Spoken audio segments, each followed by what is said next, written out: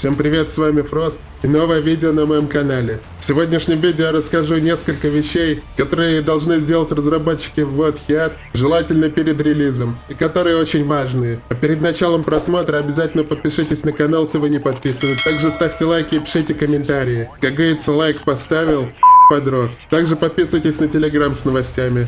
А теперь к теме видео. Сегодня я предложу нововведения не только по самой игре, которые будут полезны для большинства игроков, а также для блогеров и стримеров по этой игре. И первое и самое очевидное, про что я неоднократно говорил, это включение и выключение режимов игры по кнопке. По аналогии, как это сделано в старых танках. Что наверняка у вас есть какой-нибудь любимый режим, и есть какой-нибудь режим, который вам не нравится, и вы не хотите в него играть. И нужно сделать так, чтобы у вас была возможность отключить ваш нелюбимый режим, чтобы вы могли играть в то, что хотите. Могу сказать вот про себя. Как я не раз говорил, я считаю, что самый сбалансированный, самый нормальный режим в этой игре — завоевание. И не только я один считаю. Я и в комментариях под шорцами разработчиков видел много подобных мнений, что вообще игроки считают подобный режим самым лучшим в игре. И поэтому лично я хотел бы, чтобы была возможность отключить все остальные режимы, и чтобы я играл только завоевание. Но на момент второго альфа-теста такой механики, к сожалению, не было.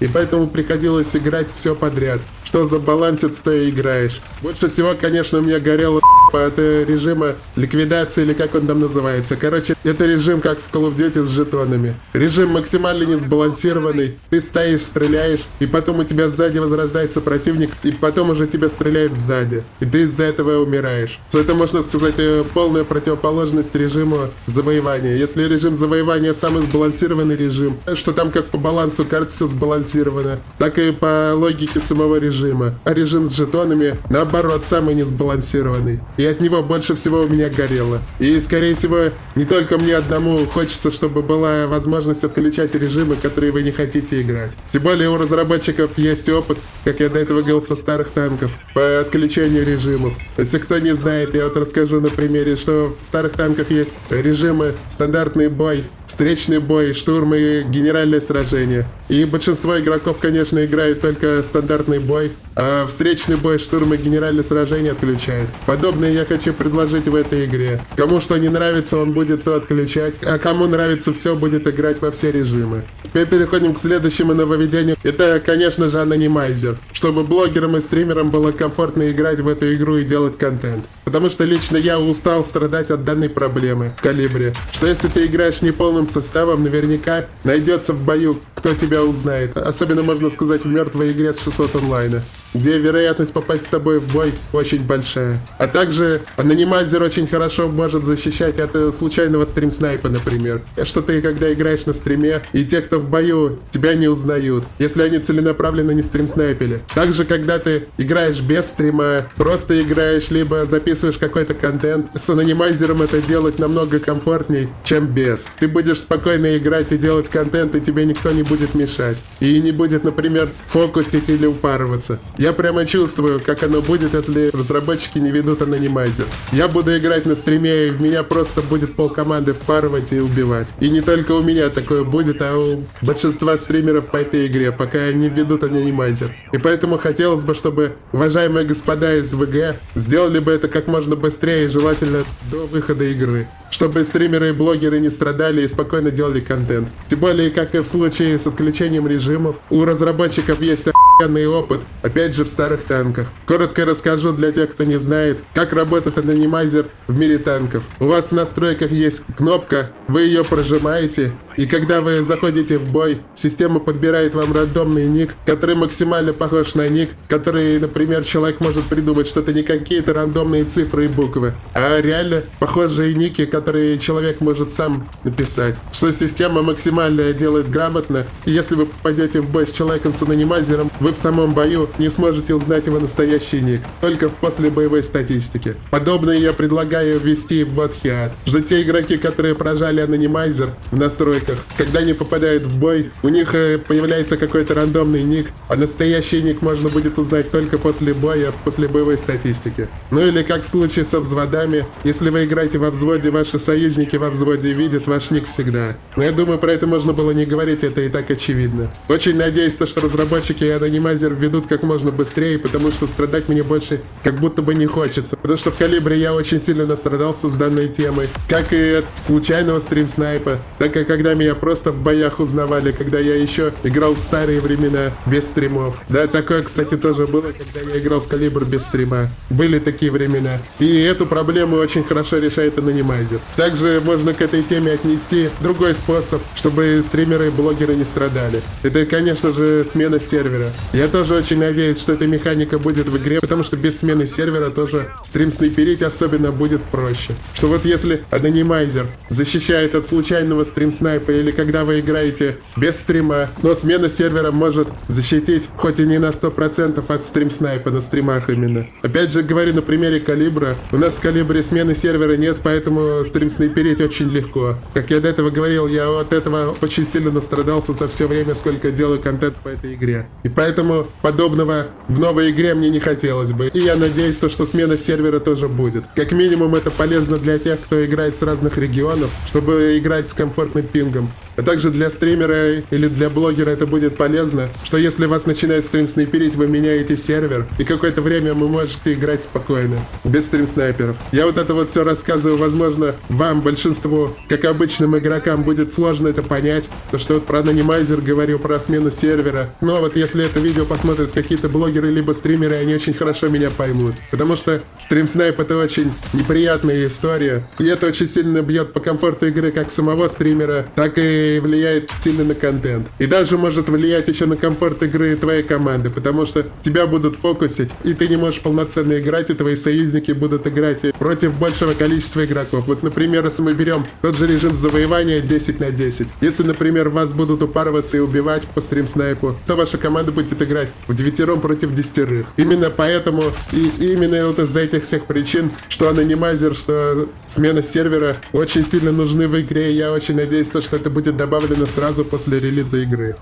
Перед тем, как я продолжу, еще немножко саморекламы. Не так давно я сделал платные подписки на Boosty, которые связаны еще с VK Play Live. Купив подписку, вы будете получать доступ к эксклюзивным постам, которых нету нигде, и в будущем количество постов будет все больше и больше. Возможно, даже будут анонсы видео подробные, если наберется слишком много платных подписчиков. Также бонусом вы будете получать увеличенный фарм баллов на VK Play Live. Как я не раз говорил, в будущем, когда я уйду из Калибра, количество бонусов платной подписки будет в разы больше. И бонусы будут очень жирные, в зависимости, опять же, от цены подписки. Самая дешевая подписка стоит недорого, поэтому, если кто из вас хочет поддержать канал, дать мне больше мотивации выпускать больше качественного контента, то платная подписка — это лучший способ это сделать. Теперь перейдем к нововведениям, которые не относятся к игре, но связаны. Неоднократно тоже, как и я, так и другие игроки просили разработчиков, чтобы они выпускали видео на своем канале или какие-нибудь там шорты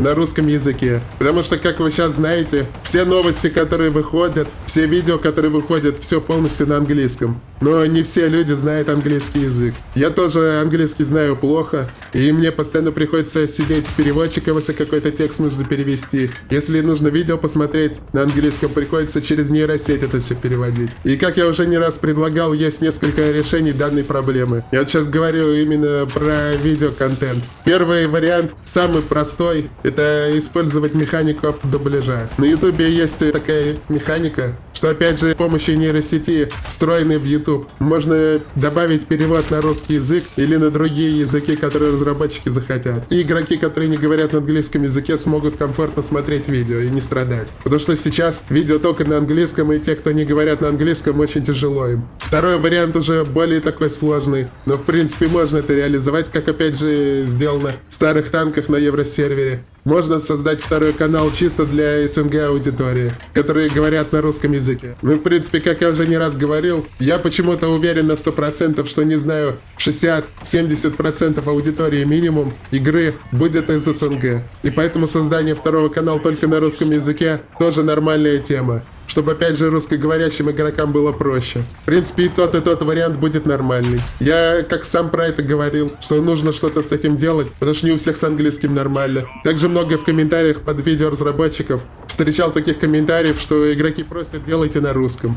Но пока что такого нет, надеюсь, тоже это когда-нибудь будет. И последнее, что очень хотелось бы, чтобы добавили, это, конечно же, телеграм-канал. Потому что сейчас кто следит за WhatHead, они вынуждены в основном заходить в Discord, который является полнейшей помойкой пи***ской. Если что, я слово пи***ское запикаю, но если что, я сказал слово пи***ское. Или как мне, приходится кучу разных социальных сетей ковырять, чтобы хоть какие-то новости узнавать. Причем каждый день этим заниматься и по несколько раз на дню. Что вот как у меня, например, происходит. Обычно перед стримом я проверяю тот же Discord, который полная помойка. И мне ради него приходится отдельный браузер открывать, потому что Discord в нашей стране заблокирован, а запрет не помогает для разблокировки уже. И плюс Discord сам по себе это кусок дерьмища. Как я уже не раз говорил, была бы возможность, я бы использовал бы для голосовой связи старый добрый TeamSpeak. Потом после Discord проверяешь YouTube канал, проверяешь Instagram и проверяешь еще дату-базу Steam, чтобы посмотреть, какие новости сегодня есть по игре.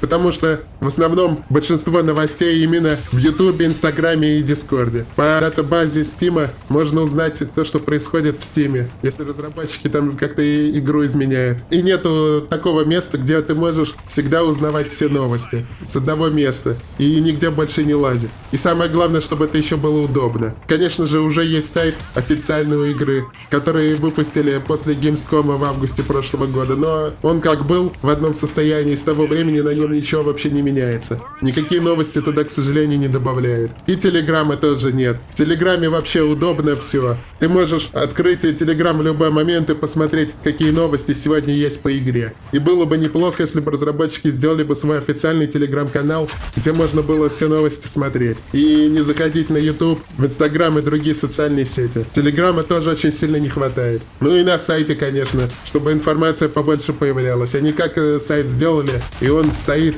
и ничего на нем не происходит. И перед тем, как закончить видео, хочу сказать об одной проблеме, которая появилась у многих игроков во время закрытого бета-теста игры. Я этот кусок записываю уже после ЗБТ, но, скорее всего, это и в будущем будет актуально. Практически все игроки, живущие в России, столкнулись с проблемой входа в игру. Это происходит из-за блокировок в нашей стране. Разработчики используют сервис, который называется Cloudflare. Я сильно в эту тему не углублялся и не знаю, зачем он нужен вообще. Но, как я слышал, это происходит именно из-за этого. Что саму игру никто не блокировал, а блокировали именно этот сервис. И именно из-за этого у игроков из России нет нормального доступа в игру, что приходилось использовать разные костыли, чтобы поиграть. Я уже говорил в одном из своих прошлых видео, что эту проблему нужно решить, и также говорю про это сегодня. И я буду, наверное, часто про это говорить, чтобы разработчики все-таки услышали и хоть что-то попытались с этим сделать. И как я уже не раз говорил, минимум 60-70% игроков будут из СНГ. И очень большое количество игроков из этого будет из России.